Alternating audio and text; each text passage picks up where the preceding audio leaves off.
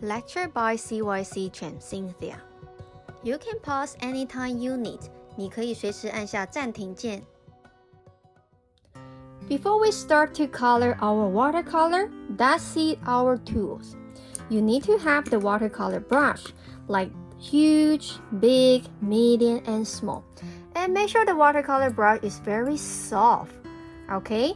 If you choose the watercolor brush like the grass, it is not the watercolor brush. It's just the painting brush for oil painting and the acrylic.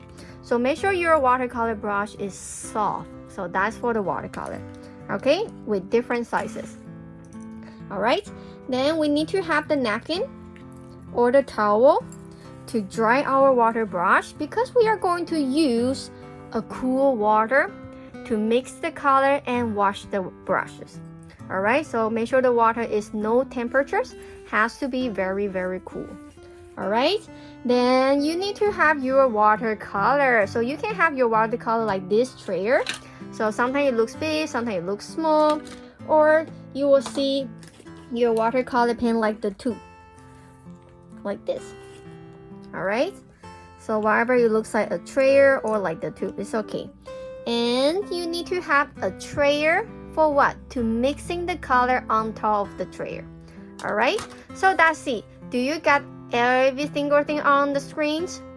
If you do, make sure they are all on the set. Then we can begin to colors.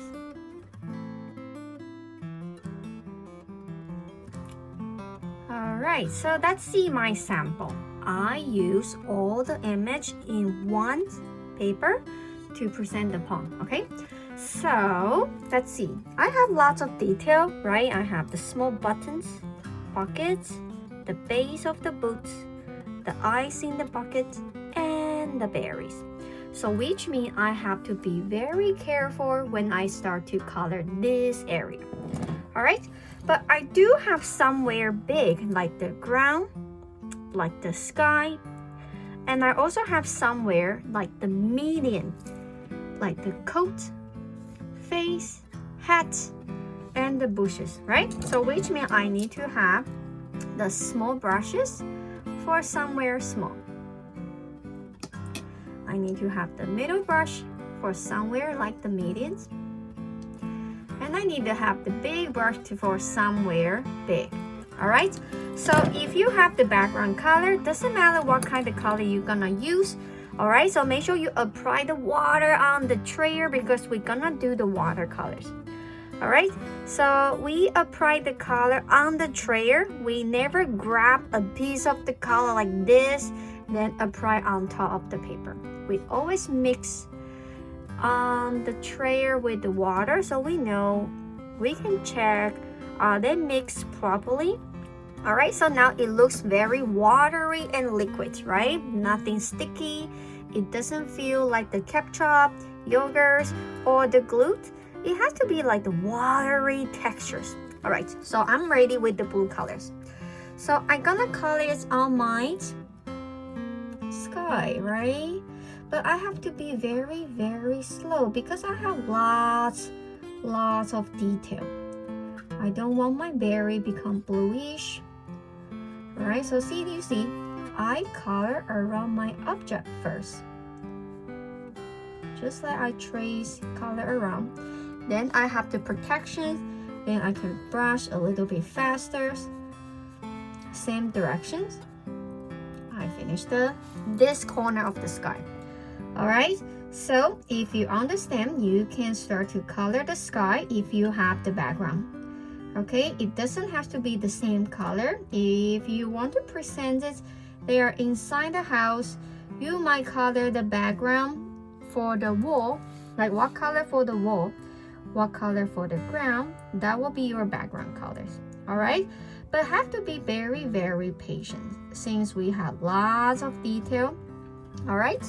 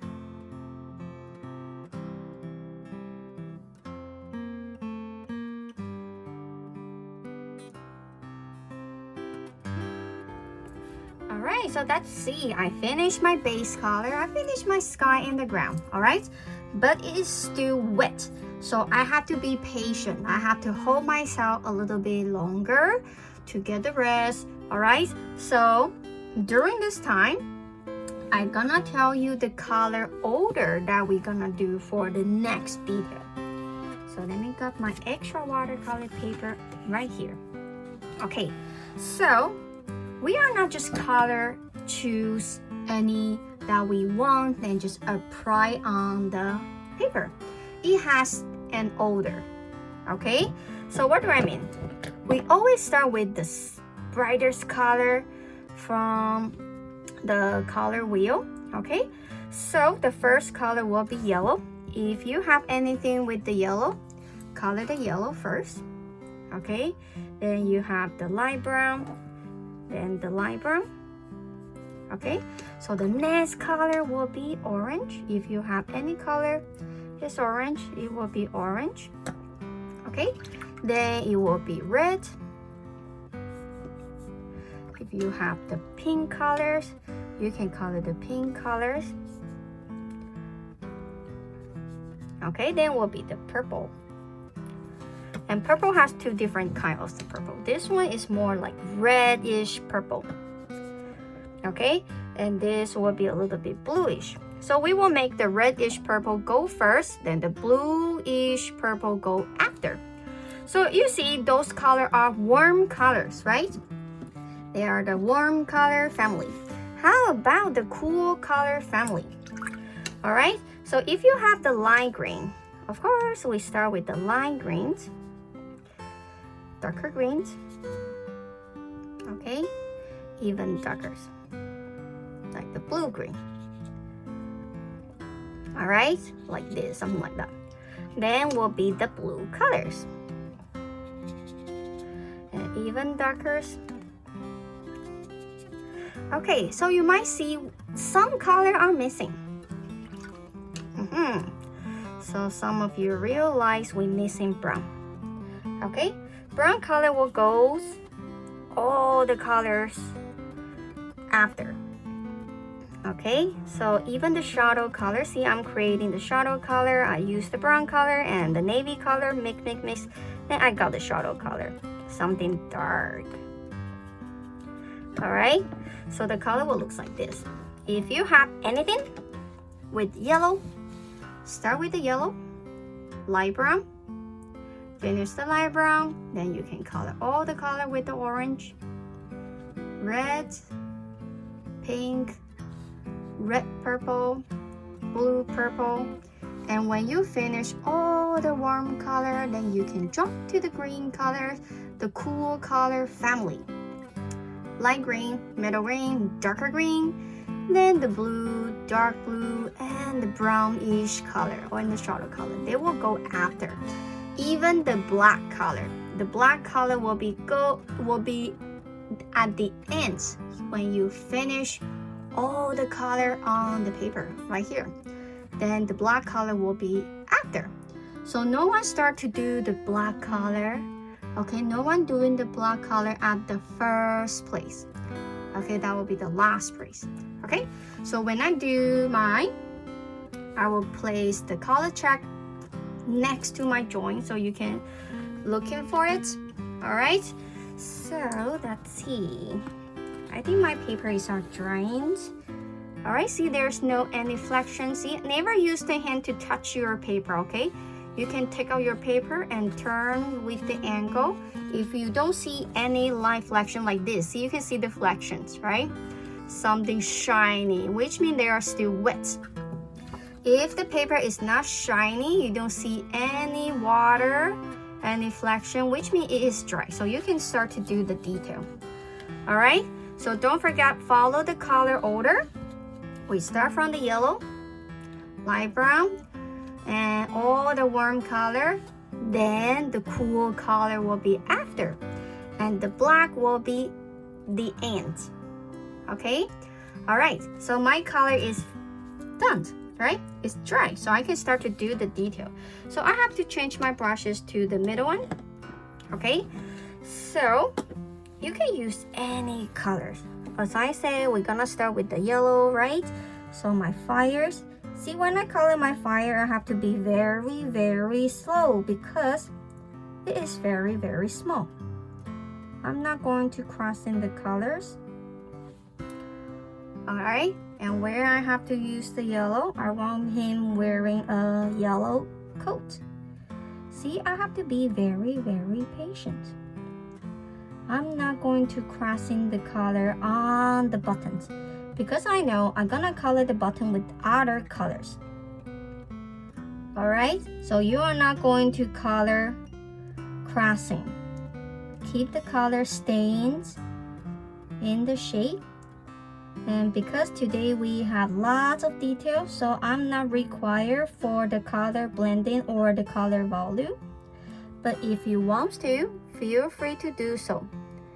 Today's target is all the small color has own color.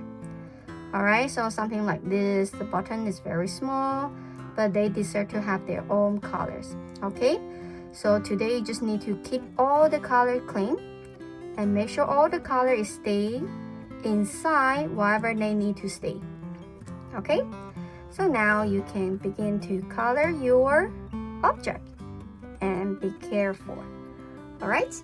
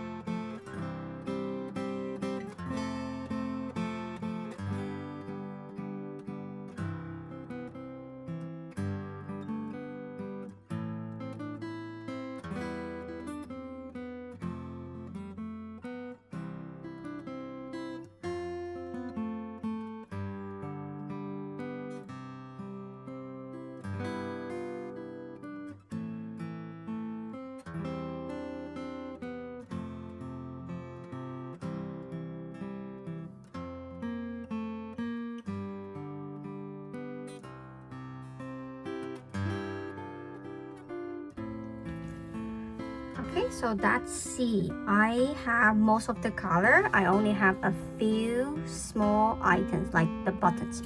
Okay, because my coat was wet, so I'm not going to color the buttons. So now I can do it because the buttons is ready, because the coat is dry.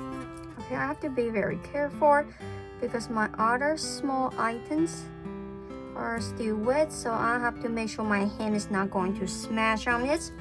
All right, so see, my button has their own colors. Even my symbol of the music, my berries, my rocks, they have their own colors. All right, so if you have the character and they're wearing the clothes, you might want to add in some patterns.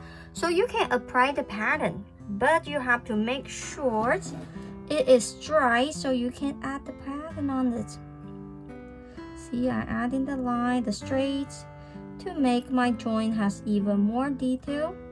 But again, you have to wait it's totally dry so you can do it. So you have to be very, very slow because I almost finished, so which means I have to be even more patient to look at all the detail so I'm not ruining the joint, right?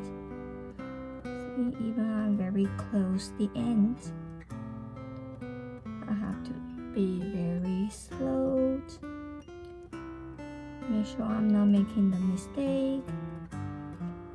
Alright, patience is very important. Alright, so any patterns you want, just make sure you're doing it when the base color are totally dry so you can add in the patterns, textures, the graphics on the shorts. Okay, all right, so let me do my last one. Sometimes adding the pattern can make the joint has more detail and looks more fancy. All right, so we do learn about the shadow, right? Now I haven't applied any shadow, so I'm gonna mix all the color on my tray. So I got the grayish colors. Okay, I have some grayish colors. It's not gray enough, so I add in some purple. All right, so I have the gray colors, so I'm gonna color this under my object. I brush a line, wash my brush, release the water, make sure my brush is not too wet, then brush one more time just right under, so the edge of the shadow will be blurred, will be unclear. All right, so let's do this one more time under my character. Be careful, I have the fire under. I don't want to add in the shadow on my fire. It doesn't make sense.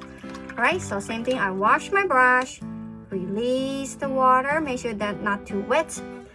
Then I blend in the shadow, and be careful the fire because I don't want to apply any shadow on the fire. Okay, then my campfire, we also have the shadow as well. Wash the brush, release the water, blend in the shadow. Okay, I have the table, rocks.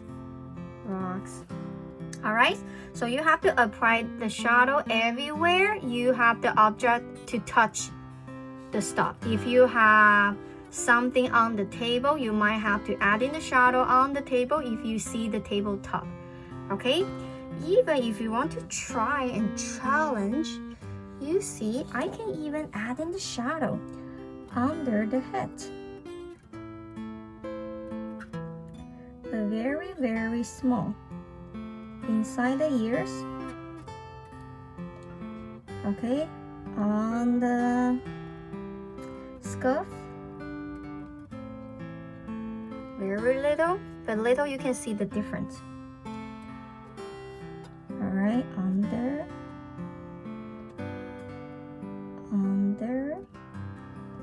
Shadow is under the object. You can see the detail, even the pins, right?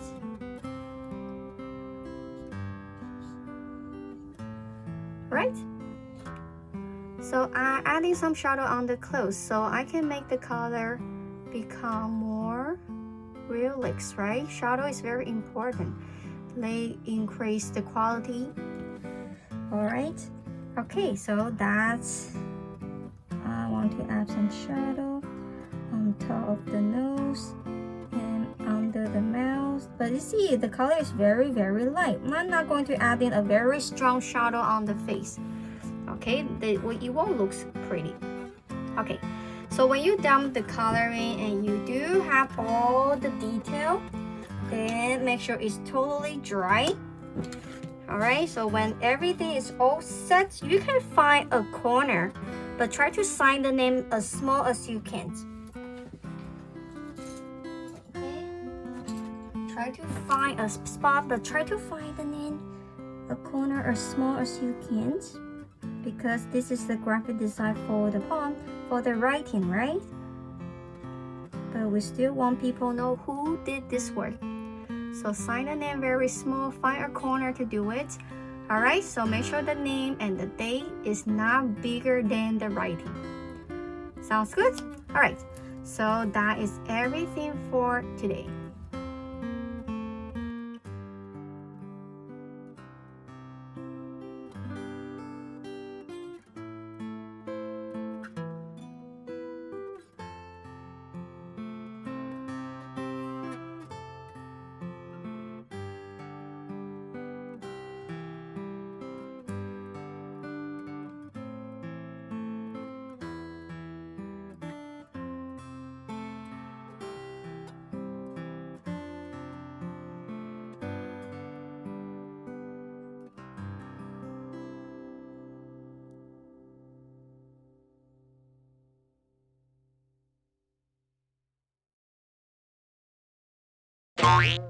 When you complete your drawing, sign the name and write down the date. 完成画作之后，签下你的名字，跟写上日期。Don't forget to take a photo of your drawing and send it to us. 不要忘记帮你的作品拍上照片寄给我们哦。And don't forget to clean out the table before you go. 不要忘记清洁你的桌子哦。Bye bye, see you next time.